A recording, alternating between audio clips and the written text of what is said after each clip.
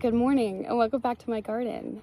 I'm finally at my table that I set up in the new grow space with the extended garden, which is now mulched, and I'm so happy to be sitting right here. And I got a buddy here today.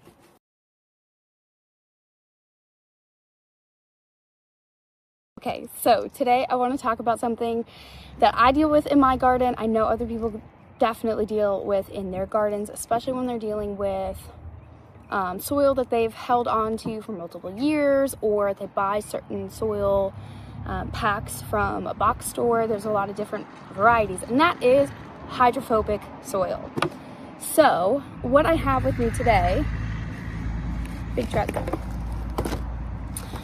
What I have with me today is a seed starting kit that somebody who works with my husband gave to him for me. And they were like, here's some extra soil. She can start some seeds. I have it, I don't need it.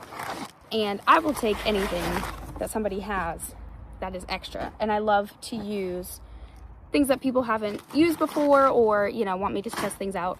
I've gotten a fig tree from a coworker before. I've gotten seed packets, I've gotten soil, I've gotten a lot, which is really very, very sweet of a lot of people. But once I saw what she wanted to give me, I immediately was like, oh, that's hydrophobic. That looks like it hasn't been touched in forever.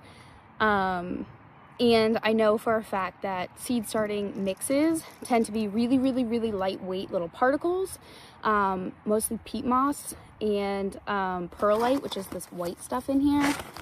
And once that stuff dries out, it's very hard to get wet and hold moisture. So I just want to show you as an example of what can happen when you are messing with hydrophobic soil, and why you don't want to just dive right into like a kit like this, put some seeds in the soil, water, and go, well, why aren't they growing? I must have like a black thumb. You don't. It's not you, it's your soil. Okay, first thing I'm going to do is unwrap this thing and try to get it in this bowl. The reason I want it in this bowl is because if I just missed or put water on top of this, I promise you this soil will not absorb it. And it is windy, so I'm gonna try to do this in a sort of orderly fashion, but it's literally gonna go everywhere and it's gonna blow in my face. It's like dealing with sand. It's just going everywhere.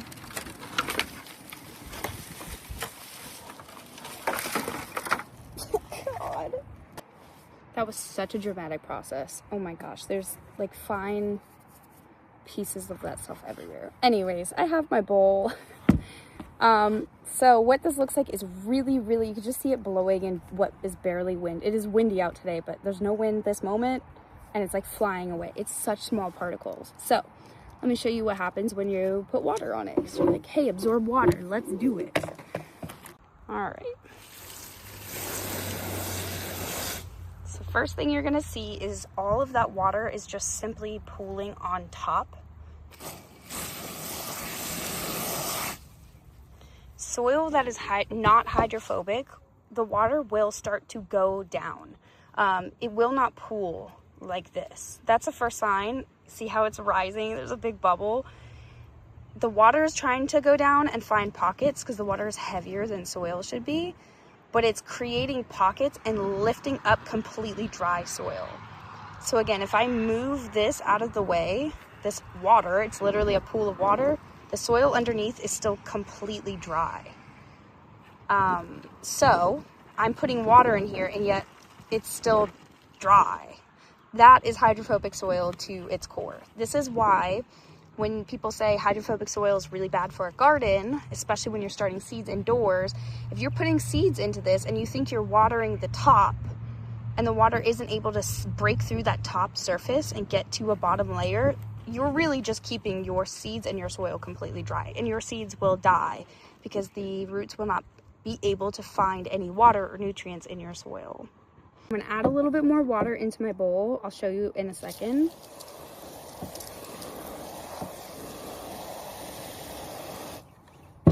And what I'm going to do is start to mix in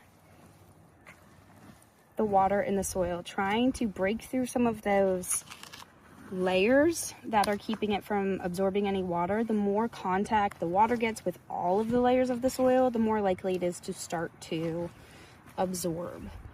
You will see as I start to mix it around and push the top surface down into the water, it starts to turn a darker color.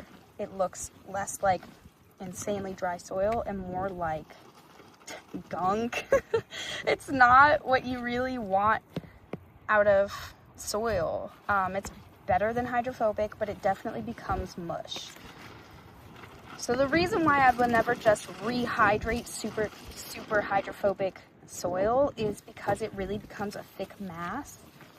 And I had other packs of this the other day, and I did the same process, in this bowl right here, and I'll show you once it kind of dries out, it just kind of becomes thick sludge like this. And this is still fine to plant with. Like, you can start seeds in this, especially if you put things like worm castings in. Give it some more nutrients, some more content than just this mush. But like, this is still just mush. These seed starting cocoa coir seed starting mixes just don't really have soil in it. It really just has like really small particles. So what I'm going to take with this, I'm going to keep mixing this in, keep adding water. I'm going to put these together.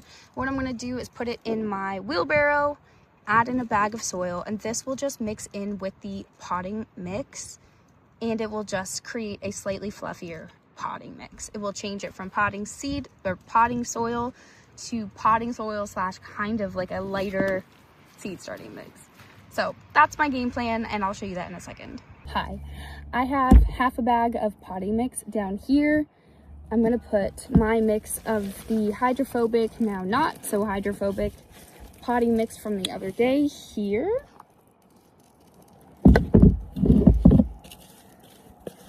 This stuff is sludgy. Continue to mix this up, and I will add this in as well. Get more water in it.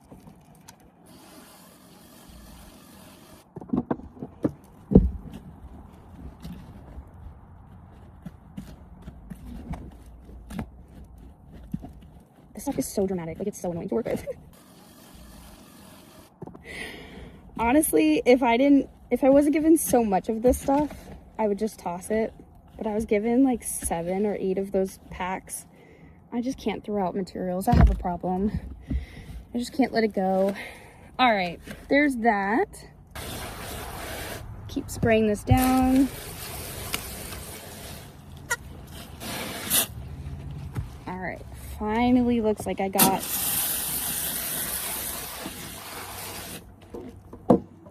it all done. Okay. All right, so now that this is mixed in, there's no big chunks of either. This is now pretty usable for seed starting. It's lighter. It's not sopping wet. Like, I'm not squeezing it and tons of water is coming out. It is a little wetter than I think I would prefer, but it's out in the sun. It will dry out pretty quickly. This is not bad. This is at least now workable. So let's start some seeds. I'm gonna reuse these. So there's six cells in here. These are not super sturdy. They probably wouldn't last more than a season. So I'm gonna use these just because I have them. What I'm gonna do is take a little bit of this seed mix behind me and pack it into these little seeds. These seed cells rather, and lightly pack them down.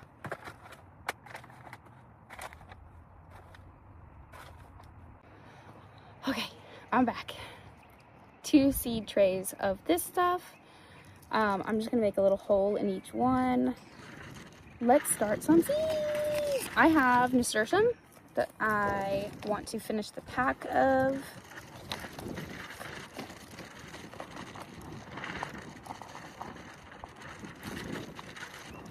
It's so windy today.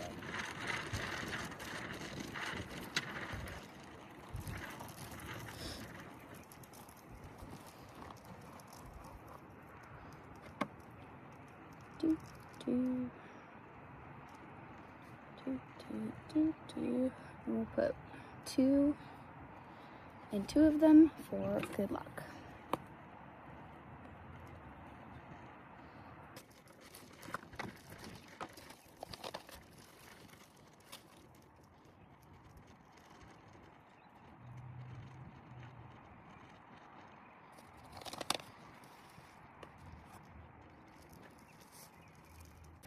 On this side, these are the varieties that I started. And a goth mix.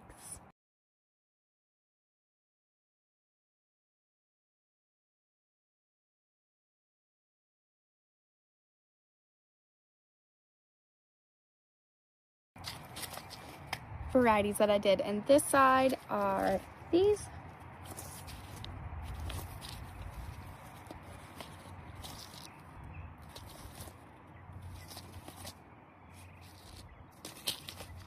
There you go, 12 varieties planted, ready to go.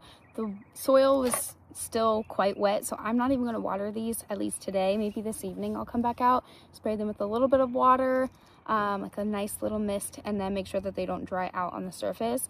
Otherwise, I'm just going to keep an eye on these in the next couple days. Once I start to see that these seeds are popping out of the soil and germinating, I will use the bottom watering tray, which it comes with. So there's 2 layers, to water the plants. They don't really need to be top watered very much once they are popping out of the soil and I can see green. So that's my game plan. A couple days of top watering to keep the surface wet. Once they start generally overall germinating, I'll only start to bottom water. That's my game plan. That's how I dealt with the hydrophobic soil that I was given, how to make use of it and not just chuck it. But honestly, if you want to avoid the headache, chuck it. Get rid of it. Start with just bag soil or something fresh or something that will actually hold water. With that being said, thank you for joining me today. Have a good day in your garden. I'll see you in the next one. Bye.